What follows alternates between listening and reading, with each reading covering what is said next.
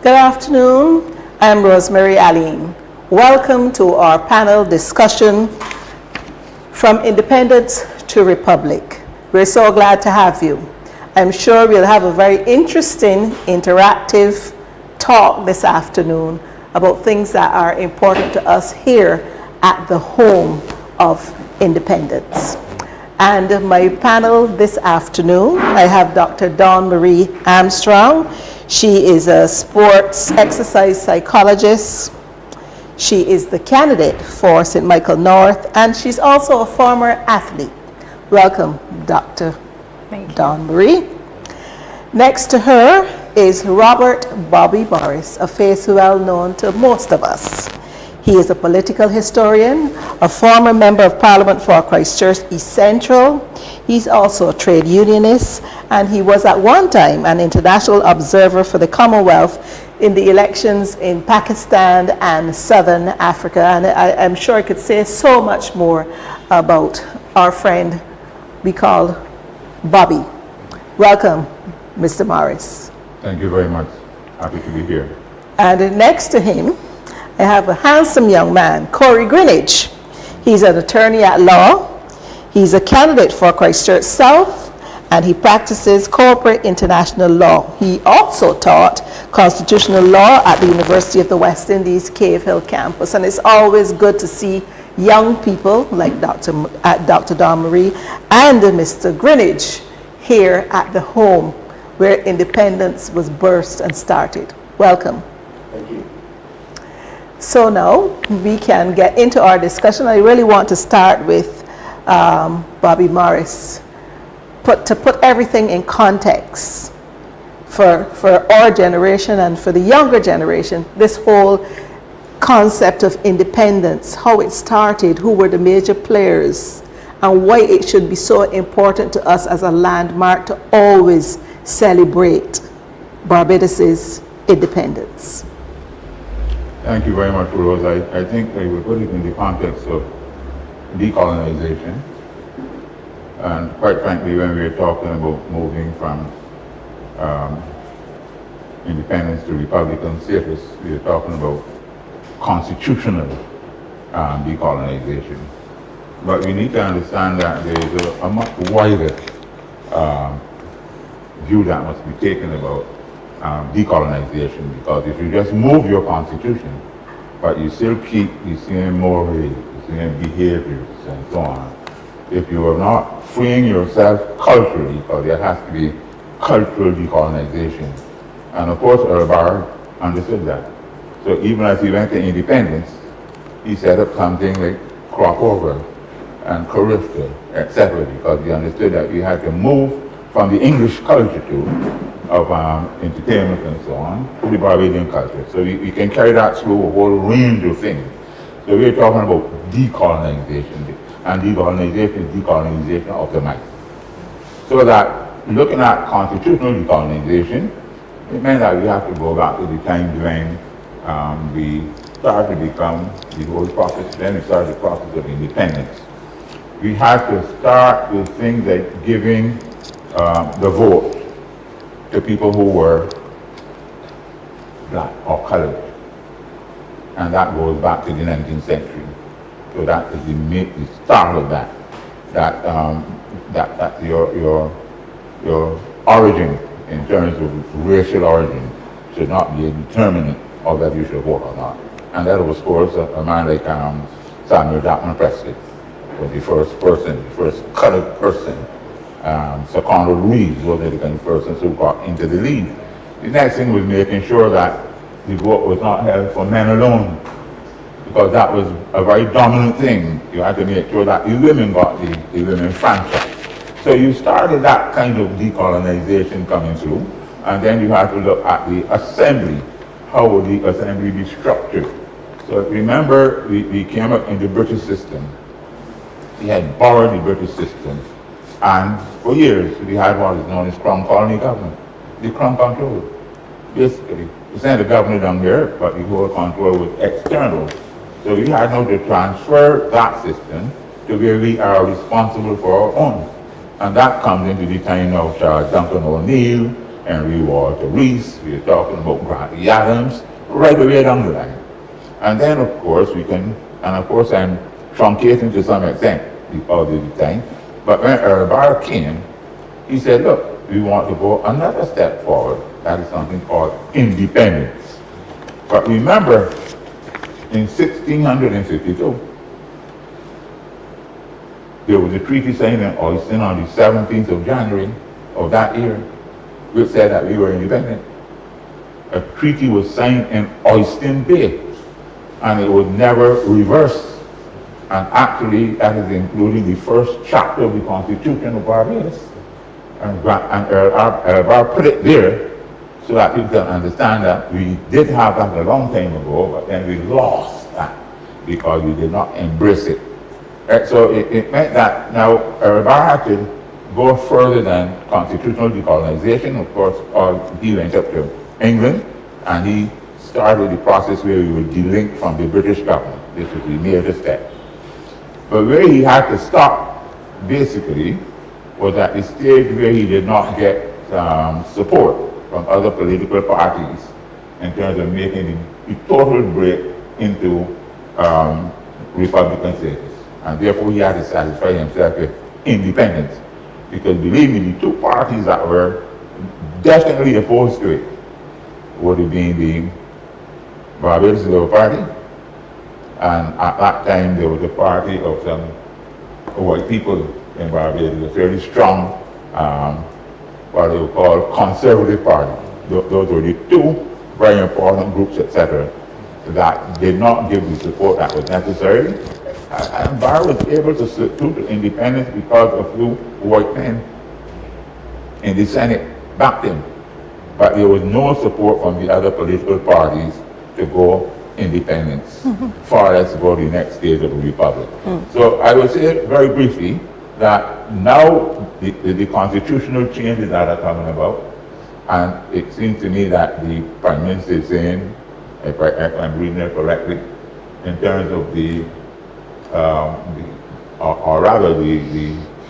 person in charge of the committee that was established, he's saying that the Prime Minister and the others took the documents that were sent to them with the recommendations, but he doesn't know what is happening there.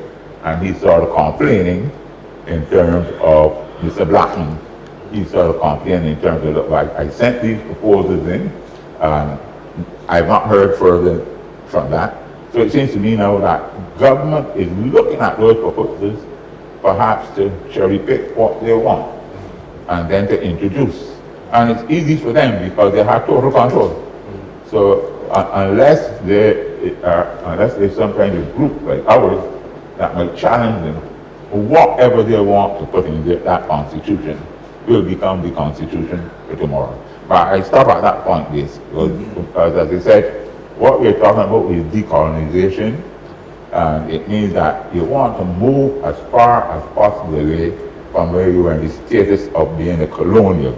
You want to be independent, you want to be able to establish your own identity in all the different ways and so on. So I pause at that point. I'm glad you paused at that point. There was something you said that piqued my interest. You said that when Mr. Barrow went to the British for independence, his objective might have been at that time Republican status, but he could not get that at the time. So he settled for independence. Is that what you're saying? Yes, that's one thing. Yeah. So this road to republicanism is not something that started 3 years ago or 4 years ago. It started almost 60 years ago. Of course. Good. That was my point. Now, you talked about the constitutional changes that are happening now that are proposed, and I want to hear from Mr. Greenidge something about that, because people seem to be confused about all that is going on, what's happening with our constitution. So could you please? Certainly. Again, good afternoon to the panel and to our audience. I will just go back from 1966 and forward with respect to our constitution. And the way our constitution came into being is that in 1966, once Barrow went to the the British Parliament. A law was actually passed in the British Parliament, which was the Independence Order, the grant of Barbados' independence. Attached or a schedule to that independence order would have been the Constitution, which set the supreme law of the nation in 1966. And for Barbadians to understand, I say supreme law because all other laws that are made thereafter, maybe with the exception of the savings clauses within the order, must be subordinate to the Constitution. So when you have the Bill of Rights and you have all of the institutions of government, those all function under the Constitution, and any law that comes thereafter has to be subordinate. To the extent that if there's a law that is contrary to what is in the Constitution, it could be vitiated based on its difference in Constitution. It cannot exist outside of the umbrella of the Constitution. You fast forward now to what happened in 2021, and there was some legal debate as to if you can repeal the independence order. So you had the Constitutional Amendment Bill in 2021, which essentially repealed the independence order from 1996. And there was some legal debate as if you can repeal the independence order and save a schedule, which was the Constitution, to the independence order. We fell on the side of that you can save the schedule. So we saved the Constitution such that the existing Constitution that was attached to the independence order remained the Constitution of Barbados as we crossed the Rubicon into republicanism, into the republic.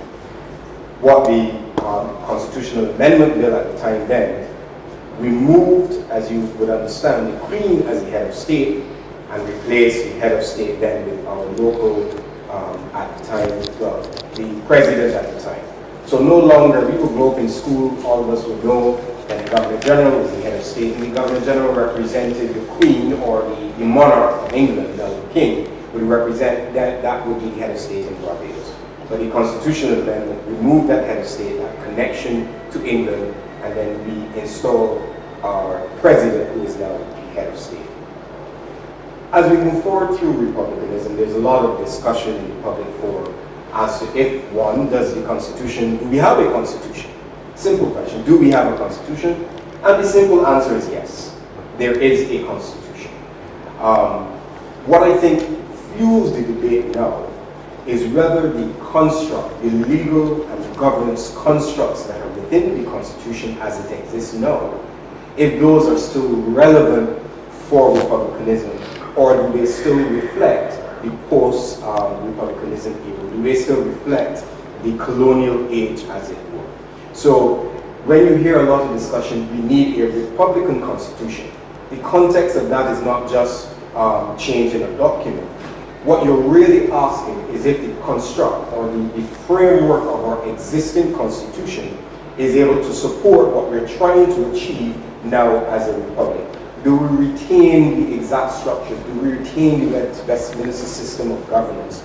Do we retain a ceremonial president as opposed to an executive president? So there are a lot of questions that are raised, and then what is really the umbrella of that is whether the existing constitution and its structure and its institutions support a move towards republicanism, and that debate continues.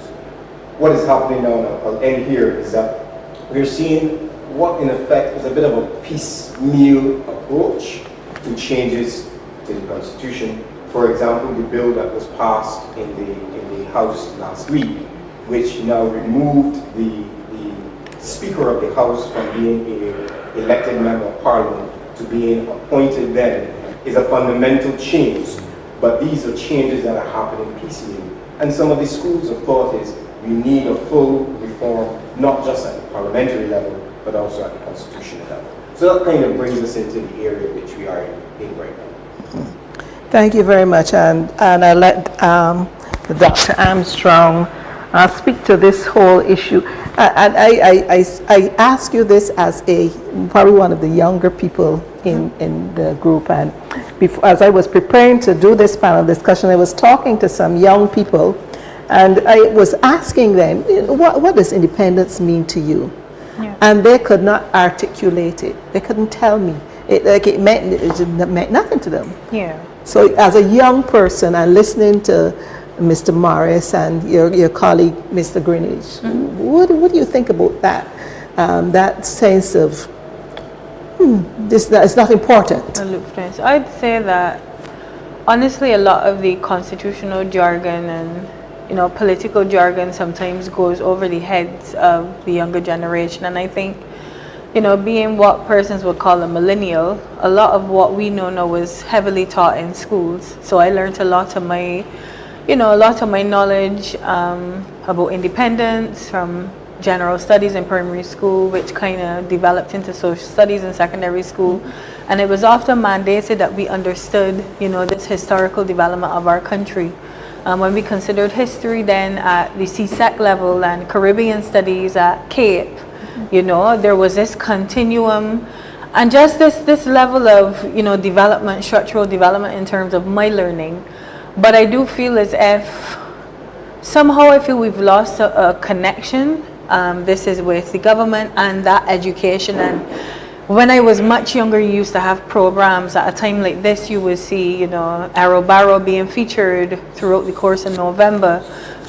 We've often said that it feels as if they're trying to, eliminate the contribution that this party and Arrow Barrow himself has made to the development of Barbados. And independence is something I think that every young person, from the time you are able to read and write, is something that we should know. Yes, the Republic and the road to the Republic was important. I think in the minds of many, it was much more of a celebration, and a celebration of who brought us into the Republic, but still not a real understanding of what that could be. So I definitely do feel it is the GIS's mission at this point in time. We've got lots of different mediums, infographics, different ways of tailoring our message and making it more appropriate to the lay person to understand exactly what this may mean. I could go out and say what it means to me and what the Democratic Labour Party has done for the country and what independence has done for us as a people, and people understand that, but it's about shaping that message so that everyone understands exactly why these discussions are important and why discussions on the Constitution are critical to us and our survival as a people right now as it stands. And I'm glad you talked about that because Mr. Greenidge, you talked about having a constitution that reflects republicanism and the piecemeal approach that government is apparently taking to this project. And I know that you said that just last week a change was made to the existing constitution to reflect a little piece of republicanism with how the speaker is elected or appointed. And how can we make Barbadians see, and this question can go to all of you, that there is a need for really public conversations, public education. I don't know if you want to call it civics in schools, just like Dr. Armstrong said, for people to understand that these changes, this road to republicanism which we are on, it will impact and affect their lives. I will start by dovetailing from Dr. Armstrong to say this. Any attempt to use republicanism to erase the impact of independence, I think should be halted immediately. Independence is, to say it was a milestone in the history of Barbados would be an understatement. Independence, if you, as a child, I remember the imagery, and not that I was born at the time, but I remember the imagery in later years of the downpour of rain over Garrison Savannah, and that Union Jack falling, and the broken trident being lifted in the air at midnight in the pouring rain, is something that, regardless of our continued history or continued path, there should be no government that should be trying to erase any part of that history. And I would leave most of the history to my colleague, Dr. Morris, but I just wanted to establish that we can continue Barbados's path without trying to erase any of its storied history. But this is people, Barbadians, thousands of them, standing in the rain with a sense of pride and a sense of you know, just patriotism to understand that Barbados had just come of age. That said, to go to your question, therefore, the education of our Barbadian people, those that would be old enough to have lived through independence, those that would have been old enough to maybe not born then, but certainly it was part of their early schooling, and even younger now, education should include all of that and the road that we've taken. And even now in this dispensation, as changes are being made, there should be a public education to understand what those changes mean, how they will affect our lives, how do they affect our governance, how do we transition to the extent that we do not lose our independent identity, but that we continue to understand that this is still a democracy that is vibrant and that it takes care of all Barbadians. So I do agree with you. Any notion of simply trying to make changes and erase what is our history, to me, is tantamount to heresy, personally. And I think any attempt to do that should be rejected, not only by the political class, but any Barbadian who is a proud patriot and understands where Barbados has come from. In my view, quite frankly, there is not a huge difference between what we achieved in going to independence and going to Republican status. We were already at the top of the hill, quite frankly. So there was no large amount of space to cover. Ask any Barbadian what it means to them since we've moved from independence to Republican status. How has it touched them? How has it impacted them? There was nowhere to go, basically. And in fact, all that stopped Barbados from going there was that he did not get the support that he wanted. Because the other side was intent that the only way that they wanted to go to independence was within a federal structure. Mm-hmm. And federation just would not cut it at that time. Because once Mali and others got the right from the British government to go independent, they went in that direction. They forgot the whole concept of federation. So Barbados and all of us, illiterate and so on, also disappeared. And the only option that Bar and others were faced with was to go independent and to go Republican. But they said they did not get the support to go Republican. So they had to satisfy themselves with what they can do. So now that we are a republic, the question is, what do we see ourselves doing to reflect that Republican status? I want to look at a particular aspect of Republican status. Unfortunately, if you have done Latin American and Caribbean history, one of the things that you fear about Republican status is that leaders become very autocratic. Leaders become maximum leaders.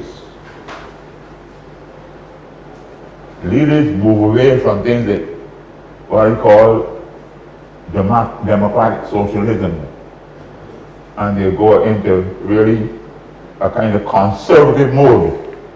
They mask it, but a conservative mode of operation.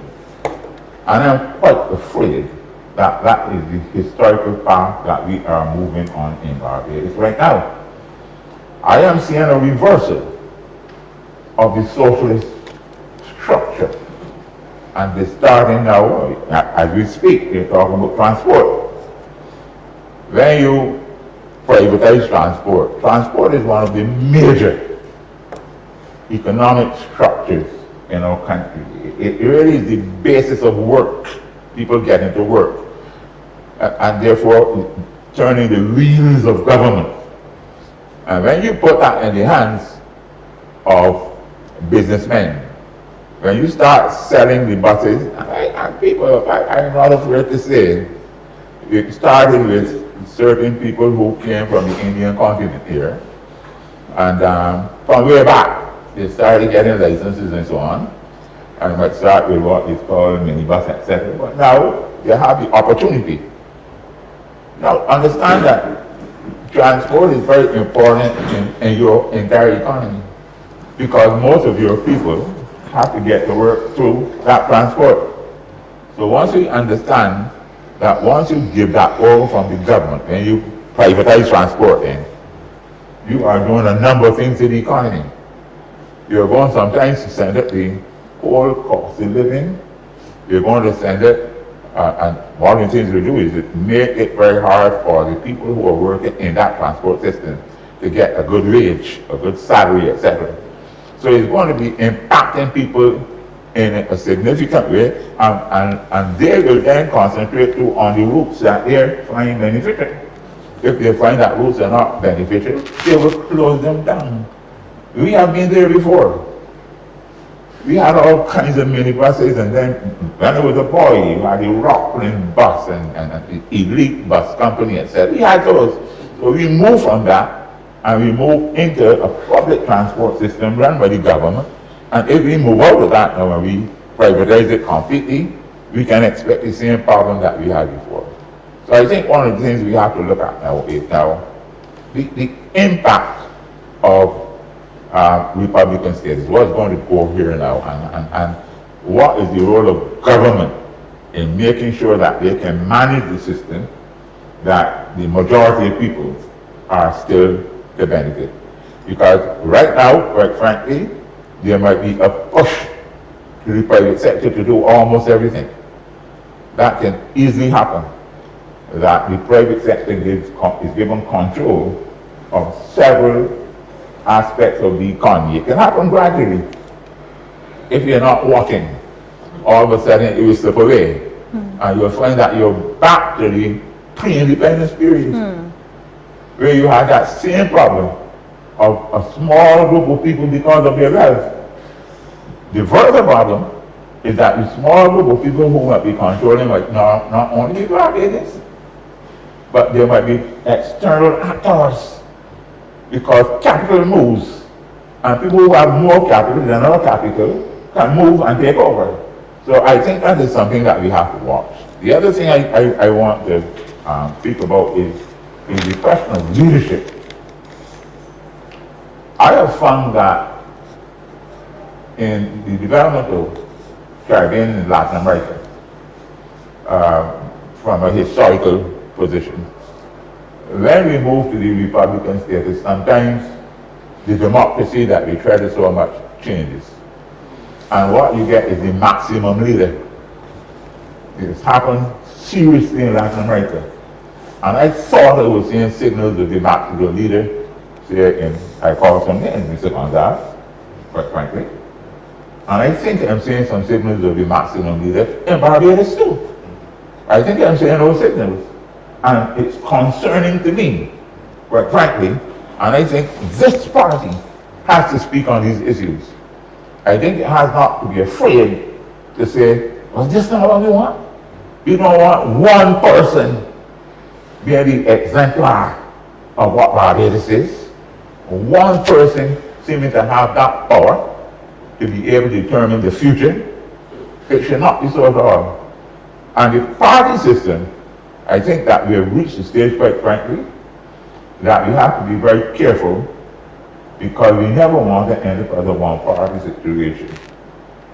And we don't want to be a multi-party situation. Quite frankly, the two-party system has very good advantages. So I think one of the things I will have to say to the Democratic Labour Party is that they hold the future of Barbados in their hands. We have to make sure that we build up this party to the way that everybody had it. And I'm here not here to blame anybody or into anything. But I'm saying that sometimes we go through these very rough periods. And that is natural in life. But you're my historian, so I know that you get these slumps and the rises in history. We have gone through it. We have now to rise out of it. And we have to be able to bring us back to a solid two-party democracy. That's very important, a two-party democracy.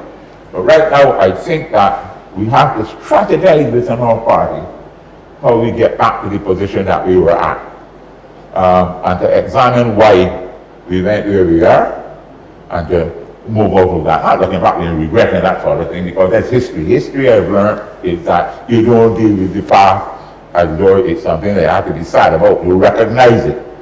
But when you get past those kind of things, you plan out what is my future. And I'm saying to you that the two-party democracy is so fundamental that the Democratic Labour Party has to understand what its role is. The people will expect this Democratic Labour Party, not any of those fledgling parties that are knocking around and so on, not fly-by-night parties and so on. They're expecting us to organize ourselves.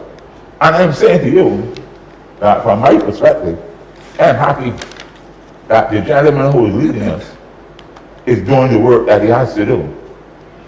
And I believe it is all hands on deck. And once we get ourselves organized, prepare for the next election, and move forward, that we'll be able to bring back Barbados to where it should be, because without a two-party democracy, our country is going to suffer, and suffer seriously. So I pause at that point for further comments. I noticed that you raised the concern about democracy and the way it seems to go in places that are republics. And I want to hear from the other two guests, something that you raised. You said, you know, what do we want Barbados to look like? What do we want our constitution to look like to reflect this republican status? Because if you go outside the door and ask anybody walking on the street, you know, what do you want Barbados to look like as a republic? Very few people can articulate what it is, because there has not been that preparation of the population for this move. Yeah, I would, if I could just jump in. And I think Bobby made an important point when he said the other parties at the time fought a Robara against independence, and obviously the Prime Minister found herself in a position where there was no person to challenge her in terms of this move. But I believe, and many persons within my age group believe, that the government owed the country a referendum, as in, if you don't have some person to oppose you in government, bring it to the people to find out if this is what the people of Barbados want, and give your citizens, the electorate, the opportunity to then determine what the republic should look like for us.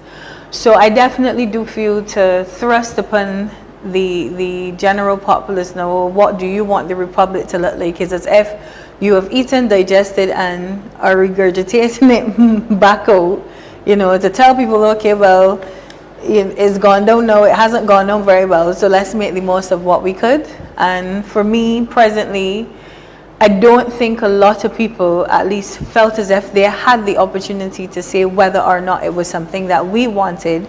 And because many people never had the opportunity to say what they wanted, then it's neither here nor there for them. So we can't define what the republic would look like, because technically the only thing, or the only issue that people would have taken was, oh, you know, well, we're still under the care of the crown. You know, but what did that mean, pros and cons for us as a people? I don't think anyone could really determine at this point in time what that was. I want to dovetail something on what Ms. Morris said. The move to republicanism, and I'll repeat what he said, we were at the hill. Essentially, on the face of it, the bills that were passed, for the most part, simply moved from a governor general to a president. There weren't any major structural changes, not with respect to our laws or the structure of governance. None of that structurally moved. So on November 30th, 2021, we got a president. And that is not a criticism, that's just trying to point out to Barbadians that there was no massive shift in terms of our governance, in terms of our separation of powers. Now, I use this word because what you must understand in the existing structure of Barbados is that there is a separation of powers, three arms of government. There is the executive, the head of which is the Prime Minister. There is the legislature, which is the House as well as the Senate. And then there is the judiciary. The interesting thing about our three arms of governance is that between the legislature and the administration, there is a sort of incestual relationship.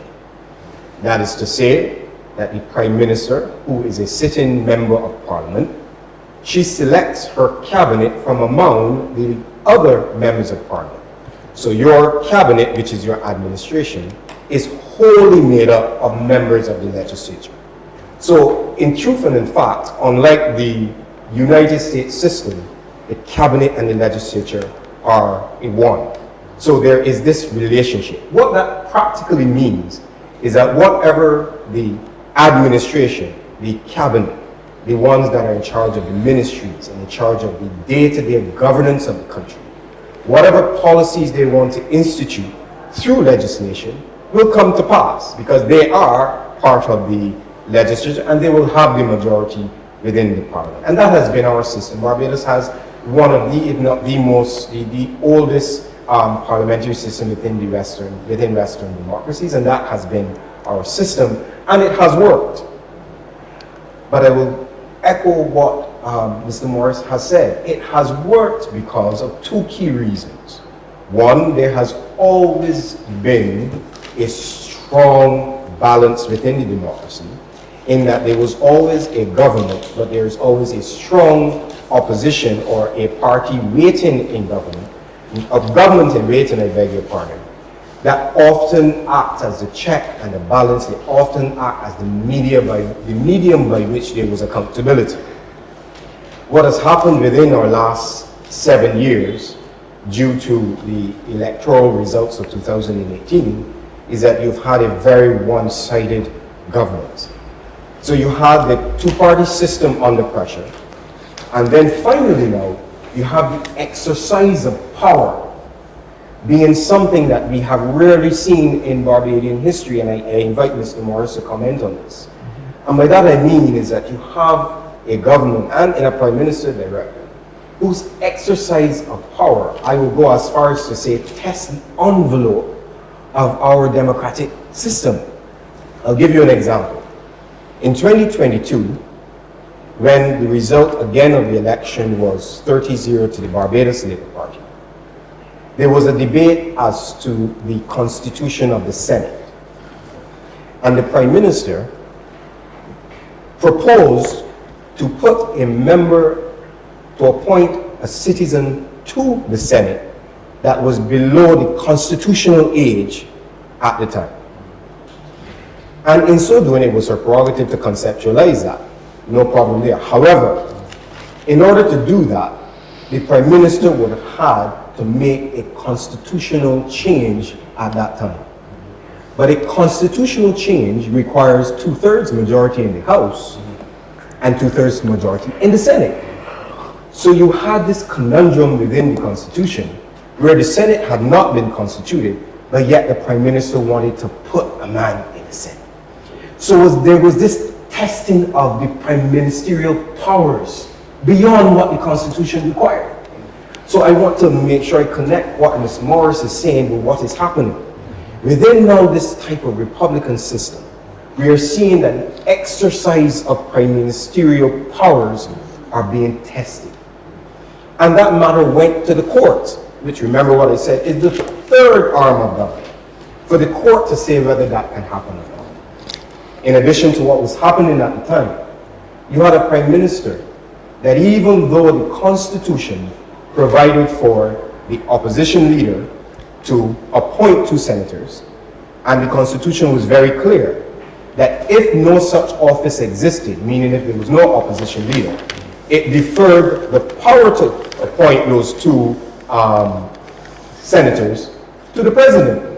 And yet the Prime Minister again came to exercise powers to say, well, I will just give it to the party that got the most votes.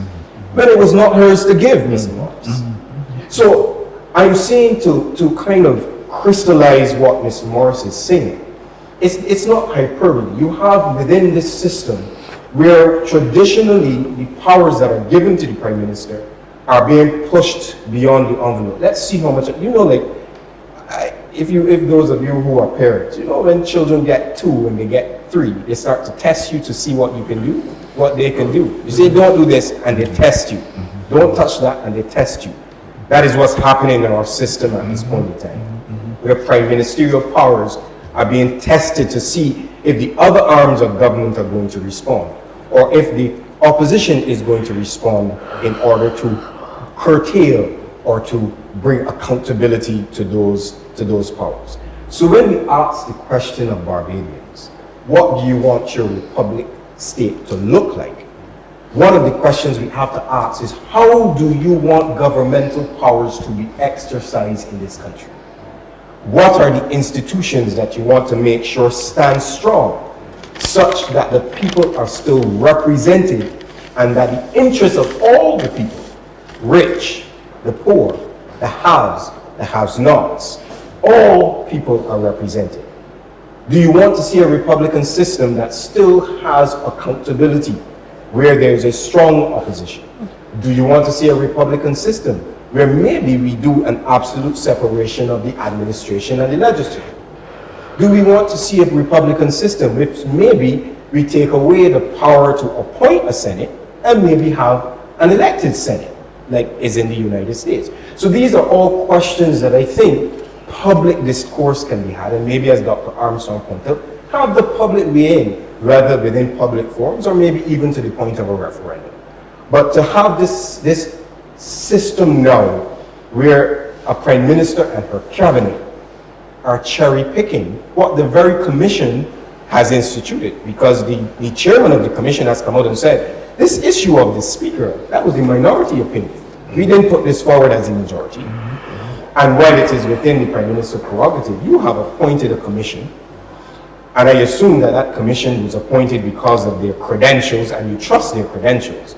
And those combined credentials has come to you and said, listen, this is what we think you should do. And then you disregard what they say and move forward with what you think anyway. Those are some issues that maybe the public needs to weigh in and have their own say with respect to changes within our Republican system. Sure, with respect to you, I'd like again to ask Ms. Greenidge to guide me on this one.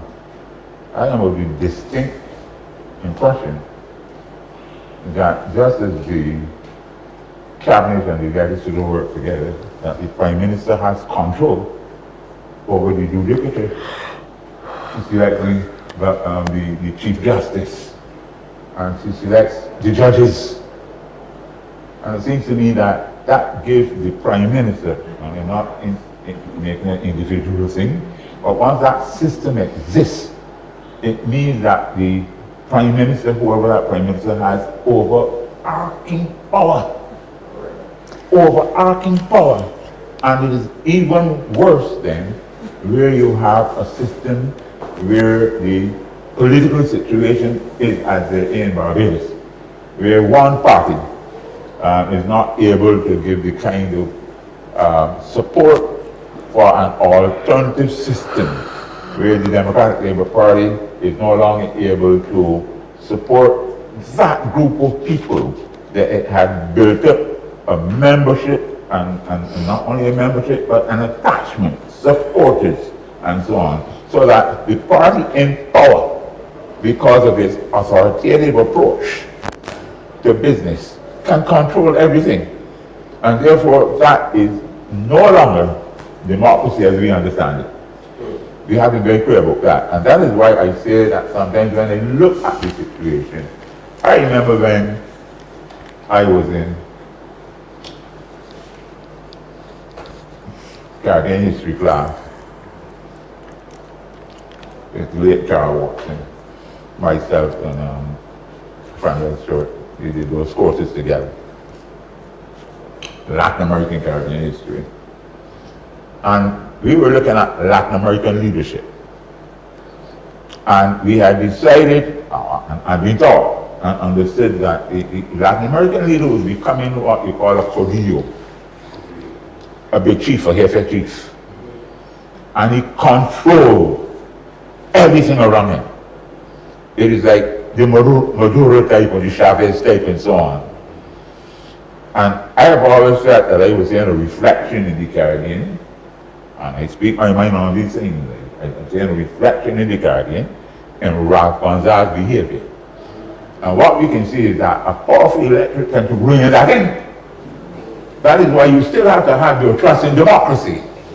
Because there's that tendency sometimes that the electorate can give somebody the power by giving them 3 terms and 4 terms, etc. But the same electorate can take them down and put them in their place. But that means, quite frankly, that we have to educate the electorate in terms of the power of the vote to control leadership that can go astray. And I think that that cordial type of leadership, that kind of leadership, that one person who sort of is identified with the entire country, that one person that appears to be bigger than the country, basically, that one person that projects an image of control, I think that is not what Barbados is about at all. I did not say it in everybody. There were some such tendencies in terms of Barbadian demand you looked at. But I don't think that's the same thing that I'm saying now, quite frankly, in the present leadership. Sandy was not there. Onyo was not there, quite frankly. I look at all the leaders. Tom was not there either. All of them had some strength. But I'm saying the caudillo type developing now, the Latin American type of leader who sees himself as the number one, and that number one can control everything. And I'm concerned about that. I'm concerned about that because one of the things that I really felt was quite abhorrent was that in the middle of COVID, an election was held. With the clear understanding that anybody who studies electoral politics in Barbados knows that once there's a low poll, the Barbados Labour Party wins. If you get a poll about 62% turnover, people coming out, Dems will win. It is when the Dems stay home and there's a lower poll that the Barbados Labour Party will win. So here was a gift to her from COVID. And he went in and held the election during that time. Not really caring about who came from ill or whatever. You would have lost some lives at that time. So coming out through COVID and so on. So, but Barbadians don't see these things. But how can we make them see these things? By education. By holding discussions like the one that we're having. But remember, there aren't many people who are willing to be as open as we are. Quite frankly, there are a lot of people who keep quiet in Barbados. They don't want to mash corns. They don't want to be the person saying it. They're always looking for somebody else to say it. But if somebody else is not going to say it, because if somebody else might be looking for something, I might hear them looking for nothing. Are the people I'm looking for nothing. And therefore I am able to say things. My bright young colleague beside me is looking for what he can contribute to this country. And he knows that he only has that opportunity if the country survives. So that's why he's in this business. I'm on the other side. I'm at the side where I don't need anything. All I want is peace of mind. And that peace of mind is seeing the Democratic Labour Party return to that position where it brings the balance to our society that it cannot do right now. And I am committed in any way that I can help to do that. And I know that one of the ways of doing it, for those people who don't have pocket bags of money, is by using their skills and their effort to help people and to deal with the mind, to speak to the mind, to go out there and speak to people so that they understand in their own language, in the language of the streets, in basic terms, what we are saying. And we're saying that the caudillo type of person might be suited for Latin America and those places, but it's not suited for Barbados. The model that we want goes back to the men like Earl Barra. Earl was powerful, but he was modest. Earl was down to earth. He moved among the people. He felt that he belonged to those people. I know that. I know the man. I spent time with the man, and one of those people who's still alive, who spent time with him. Myself and Leroy McLean chaired the 1986 meeting in Mary Emma's speech. Or I had one in Christchurch, and Earl was very close to that. Earl used to be in my office in and out. And I developed a close attachment to him, and he loved Leroy McLean. He said on that platform that he expected Leroy at some time to run in his place, basically. And he talked about how Leroy's family was moved by gerrymandering. The whole family and the whole village moved by gerrymandering by Tom Adams, out of St. John into St. Thomas. So people do not understand how those maximum leaders have operated. They have done things that would put themselves in very strong positions on the clear recognition that a lot of people won't notice it because they're not politically savvy. And even when they notice it, they don't want to talk about it. So I'm thinking that we need to develop alertness, and we have to have an openness in terms of what we see. I think you are sort of scaring thinkers in this country when you talk about the caudillo type of leader that you seem to be saying has emerged. And I think that that is clearly what has happened here in Barbados. If you looked at the current leadership and the power of the Prime Minister, I'm not speaking about this Prime Minister, I'm talking about the title, the office, the power of the Prime Minister.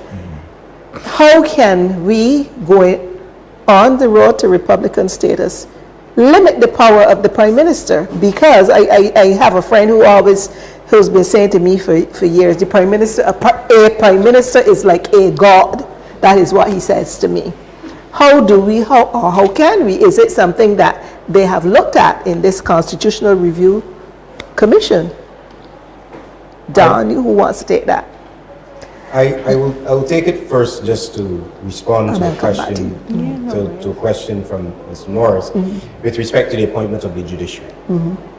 Now that has been a power that has been within the precincts of the Prime Minister, the office of the Prime Minister for all the Constitution, and the appointment is usually under the advice of the Prime Minister with consultation from the opposition leader, which is part and parcel of our system. As an officer of the court myself, I repose confidence in the independence of the judiciary, that the judiciary operates as the guardrails of the Constitution. And that is borne out within our administrative law legislation. And by that I mean, within the Constitution, there are the Bill of Rights. And if myself, as a citizen, or citizen shop owner, or citizen businessman, or citizen fish vendor, any citizen of Barbados whose rights have been infringed by an action of government can go to the law courts, can go to the judiciary, and have that decision of the government reviewed to the extent that they can protect the rights of every citizen. So while the Prime Minister has the power to recommend the judiciary, the judges that sit on the judiciary, I repose confidence within the independence of our judiciary. That said, I just want to say one other thing from Ms. Morris's contribution. The exercise of the power of the Prime Minister, and this is also to answer Chair's question, is something that it is within the office of the Prime Minister. And oftentimes, sadly to say, it comes down to who holds that office. Mr. Morris referenced the calling of the election in 2022. For full disclosure, I was a member of the Electoral and Boundaries Commission. At the time, I was one of the commissioners, 5 commissioners, appointed then by the then opposition leader, who at the time was Bishop Joseph Averly. That was just shy of 3.5 years into the term of the now Prime Minister. And she sought to call the election. Now, we all know, Barbadians know, and we've come to appreciate that a Prime Minister has the power to call an election. Fun fact, and when I actually was in the constituency last week, and I happened to be in a rum shop and just chatting with constituents and voters, and we happened upon this topic. And I said to them, I said, do you know that there is only one other time in our history, our post-independence history, within the 60 years of independence, that an election was snapped in Barbados? They said, no. I said, yes. There's only one other time, and that was in 1994, when Erskine Sandiford faced a no confidence motion, which means that you had a crisis of governance, and you had no choice but to dissolve Parliament. So Mr. Sandiford went up to the then Governor General and say, I do not have the confidence of my MPs any longer, and therefore you have to dissolve Parliament. And that is part and parcel of the system. For a Prime Minister then to snap an election, I have done the research, Mr. Morris. I have searched all of the Caribbean. I have searched the English system. It is usually for some grave reason. For example, to the audience that are with us, in 2001 in Trinidad, there was a 15-15, a hung parliament, which means both the opposition and the government had the same amount of seats, which means that governance would have been hampered at that time. So within a year of that election, they had to snap a new election so that they can go back to the electorate and be able to get a mandate to govern. None of those things existed in Barbados in 2022. And the question begs, why would a Prime Minister, therefore, in the middle of a pandemic, with over 6,000 Barbadians quarantined because of the emergency powers, would call an election? Simply because she can. And this is where we struggle, Chair. Are prime ministerial powers now being exercised simply because you can, and the interests of the people be down? And that, in my opinion, that's my personal opinion, and having sat within the bowels of that apparatus at the time, being within the Electoral and Boundaries Commission, my opinion is that it simply was for the aggrandizement of one leader and for the political advantage of one party. It made no sense. It gave no account to the 6,000 voters that would have been disenfranchised. So it comes down then, Chair, it is not whether we can restrict the exercise of prime ministerial power, because Prime Minister will have power. I think the question to our electorate is, do we elect leaders that we can trust will exercise that power to the benefit of the people and not to the benefit of themselves? We're running out of time, so, and we can go on. So you go ahead. Okay, Chair, that brings me back to another incident, a similar incident, sort of opposite to that, with Fandel Short, when in fact he went down longer before he called an election, and that caused furor on the other side. What was he holding on for? And then I did get the chance to ask Mr. Short, well, why were you holding on? Because after the election, quite frankly, we had a general meeting, I think it was at Queen's Park. And he said to me, he had promised as Prime Minister to the people in all the housing areas that he was going to repair those housing areas. He was going to change the electrical wiring. He was going to look at giving them the opportunity to purchase the houses that they were in. And he wanted time in order to do that before he called the election. And I said to him, but you could have told Barbados that. I'm hearing it now after the election. Why didn't you tell Barbados that you were holding back the election, not because you had any kind of notion that you were the one and only powerful man in Barbados or anything like that, or not for anything for your own private advantage, but you wanted to see housing areas in Barbados transferred. And you know, I have not heard a word about if that process went forward, if in fact the housing areas were repaired, and whether any decision was taken. And I'm hearing everybody saying no, nothing has happened. Many owners are without deeds. Transferring those houses then to the people who live in them. And those houses were built in the 1940s. Those houses were built way back in the 1940s, so they will have problems in terms of structure and etc. And I believe that Barbados has a responsibility for people who live in that kind of public housing to make sure that we can do as much as possible for them. And it's not surprising to me that in those areas that you're getting some people who are getting a little restive and troublesome, etc. And we therefore have to do some analysis about whether that has to do with perhaps some of those things. They've been renting all their lives and paying to government, and they're not getting the conditions changed, etc. I believe the Democratic Labour Party has to look at the housing area situation very seriously in terms of a policy to see how we can improve the situation for them.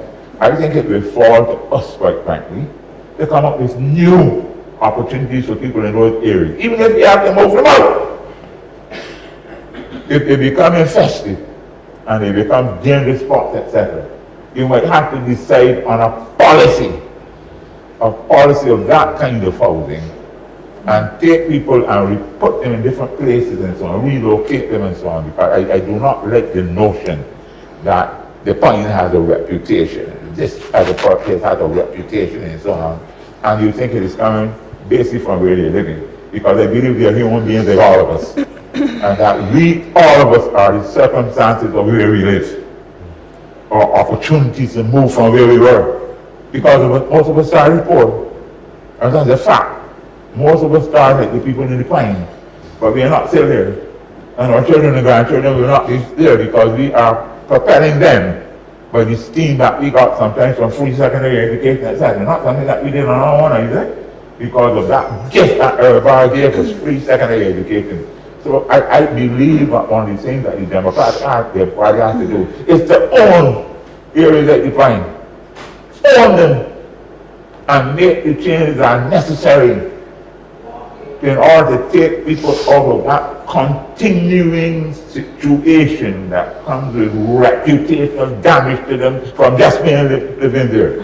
I believe that kind of reconstruction is sometimes very, very necessary. You do not have to keep something that is there because you found it there. You don't have to do that. I believe once the Democratic Party understand that its mission is a mission of change for poor people. Its mission is upliftment. And don't tell me about the money. Find the money. If that's what I'm saying, there's no way that we can allow our national insurance scheme to fall down. Find the money. All of those areas we must find money, because we are democratic socialists. And we must make that mean something for each and everybody in Barbados. Democratic socialists mean that we're going to look at the bottom, and we're going to do what we have to do to lift them. And we don't want a triangle anymore. We want something that has this kind of shape, you know? Not a triangle. There's some people at the bottom and a few at the top. We have to move that. We have to move it. Okay, I know we are absolutely out of time now, but I will give each person 30 seconds to your parting comments. I'll start with you, Mr. Greenidge. Certainly. Thank you so much. And thank you for having us here today to discuss this. I think we will have plenty more discussions to come. My 20 seconds now is to say I am excited to see the road that Barbados will take. even as a republic. And I say excited because I believe in Barbados. That's why I am here. That's why I'm sure Dr. Armstrong is here presenting ourselves as candidates to see Barbados on a path to prosperity, to see Barbados on a path where we flourish, and to see Barbados on a path where we continue to govern ourselves in a way that all Barbadians can prosper, that all Barbadians can benefit. Thank you. I'll go to Dr. Armstrong and then come to you for the final comment. I think what I'll say is that on the back of the discussion, I remember when our public libraries function to capacity. I would love to see more of that, and where that can't be facilitated, mobile libraries driving into communities and informing and educating our children about the path that we have taken to get where we are. I think the Democratic Labour Party owes that to the public at this point in time. Mm-hmm. And your final comment. My honor is to be between these two.